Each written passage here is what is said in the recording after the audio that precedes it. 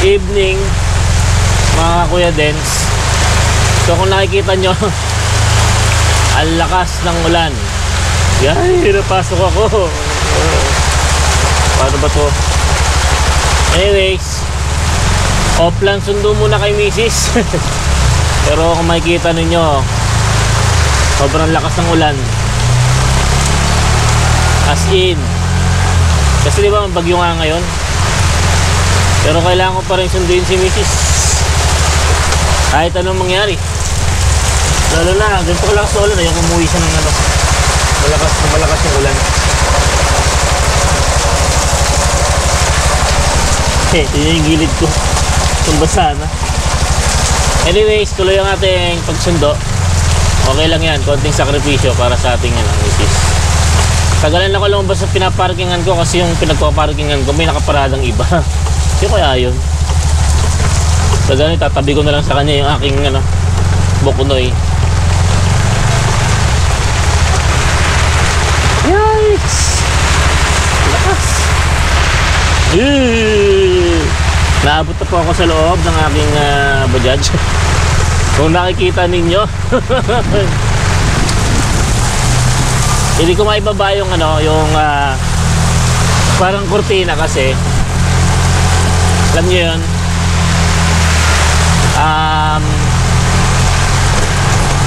tawag dito.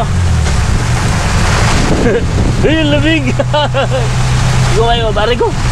Hindi ko maibaba kasi hindi ko rin makikita yung side mirror pag nakababa. Pero kailangan ko na rin yatang ibaba. Nahirapan naman ako tumingin sa gilid. Pero kaya pa naman. Anyways, baka may nagtatanong sa inyo bakit hindi ako nagpapagawa nung tawag ito, trapal. Una, wala pa akong budget. Pangalawa, naghahanap po ako ng trapal na maganda yung pagkakatahi ng bintana. Kasi minsan tawag dito, nakita ko yung design, hindi mo makikita yung side mirror pag nakasarado. Mahirap po mag-drive ng walang side mirror. Sobra. Yan, umiina na. Lakas kanina. Kaya kasama kasing hangin yung ulan, kaya pinapasok ako. Ay, ako. Actually, nararanasan natin yun. Parang buntot na lang ng bagyo eh. Hindi na mismo yung bagyo dahil alam ko nasa north na banda yung bagyo. So parang na lang to, residue, ganon. Anyways, so pag-uusapan natin ngayon, eto, umuulan. Paano ba kayo sumusurvive mga kabajads kapag umuulan? No? Ayun yung meron tayong isang kabajads doon na namamasahan, nakasarado naman yung kanyang parang cortina. So kung ang gumawa ng ng sarili kong trapal para sa gilid, total mananahin naman yung nanay ko, pwede ko naman pag-aralan kung paano magtahi.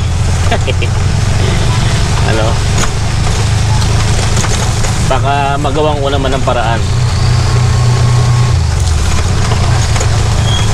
So tumigil na kahit paano. Yun ang medyo malakas. So pwede natin pagkwentuhan ngayon. Ayun Bajaj RE din sa gilid Sige kuya, forward. Pero dahil nasa linya ako matino, pag sumingit ka kuya, kalo ka.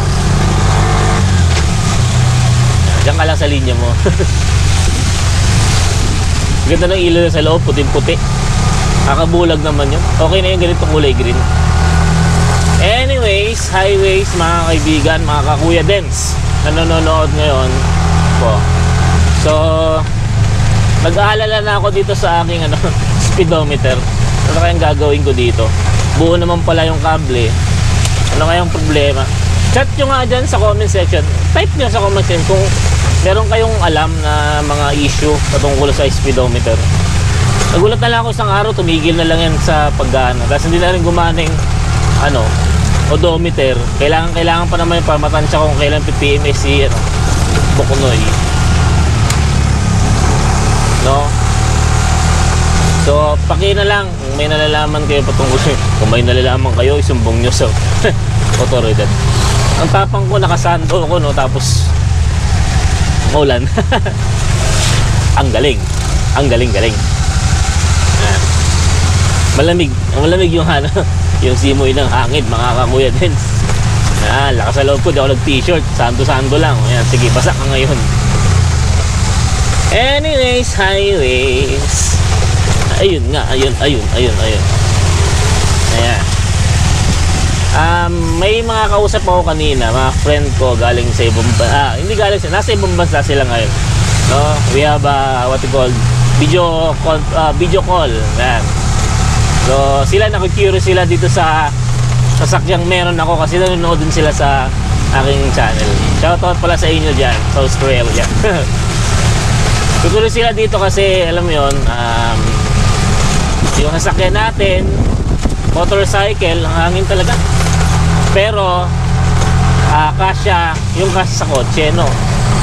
Sabi ko nga doon sa isang friend ko na nasa Australia, kung may ganyan na dyan, kung may Bajaj na sa inyo, laking tipid kasi malaking tipid sa gasolina tong ganitong klase na sasakyan. Sa isang nahihilig din ako panoorin ngayon kasi sa Japan, tawag dito,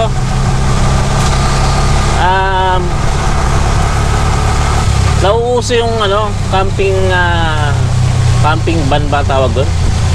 Walang buong tawag doon eh. Yung mga multi-cab na drop side, as yung likod ginagawa nilang parang bahay, ganun, something like that.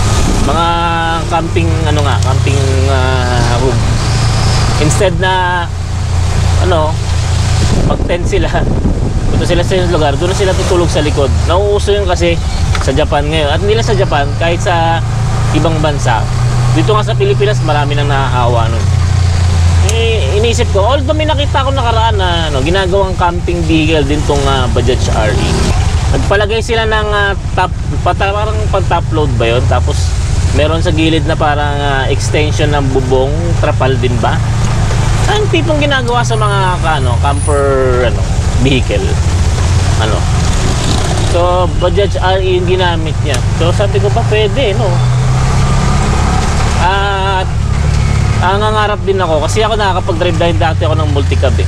Sabi ko kako, malay mo naman, sabi ko sa misis ko, kasi gusto rin yun na magka-camping. So malay mo naman, matingin time. At saka pwede naman natin gamitin si Buknoy para makapag-camping tayo. Punta tayo isang lugar, dala tayo tent, yan. So yun, so, sa kanya enjoyin natin si Buknoy kasi wala pa namang isang taon sa akin si Buknoy. Uy, nilipad yung grabing lakas na tinan nyo, ayan nilipad yung harang. Sana may magmalasakit na enforcer. May enforcer dyan. Malakas talaga hangin ngayon, mga kakuya Deds, no? Kanina nga may pinahangin yung ulan mapasok. Nabasa tayo, mga kapatid. At bakit nakabaliktad sila? Mas ang ilaw nila, ha?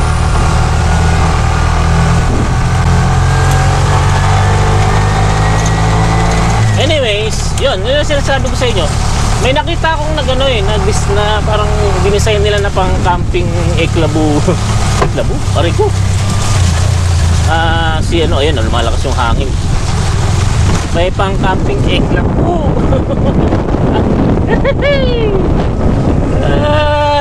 Babasa na po ako, mga kuya Deds. Ibig sabihin, ginamit nilang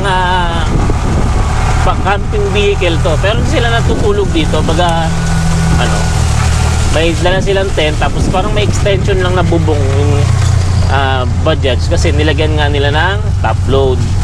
Ang nakikita kong gumagamit ng Bajaj RE sa mga camping. Ayan sila Boss Macreos. Lalo na yung ginagamit sila ng Maxima. Galing eh. Sabagay, natutupi kasi yung likod nun eh. Paturo kaya ako kay Boss Mac paano mag-setup na nun. Uy, mga natumbang puno, delikado yan. Buti na lang di sa windshield yung may tumatama kanina mga, ewan ko, kahoy ba yun? Pero ang lakas pa rin ng hangin. Daldal ko, no? Anyways, highways mga kakuya Dens, malapit na tayo sa Carmona Road, Carmona Highway rather. Punta na tayo ng malapit sa Carmona Jollibee. Grabe yung hangin, free oh.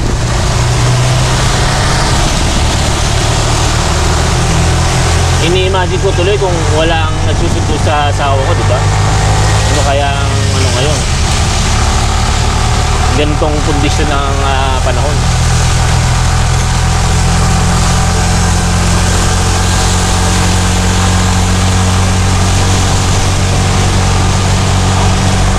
Yan, tama yan kuya. Sa gilid lang. Mga e-bike. Kung talagang dito kayo dadaan.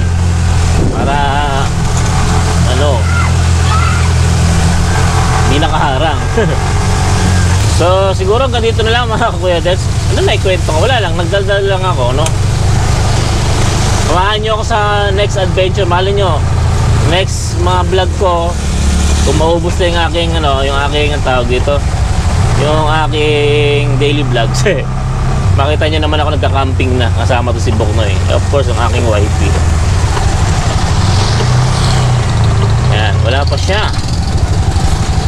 Kuya Dens nyo, signing off. Alam nyo na naka-subscribe sa akin, like the videos and share. At sa mga hindi pa nakasubscribe, subscribe na kayo. Kuya Dens.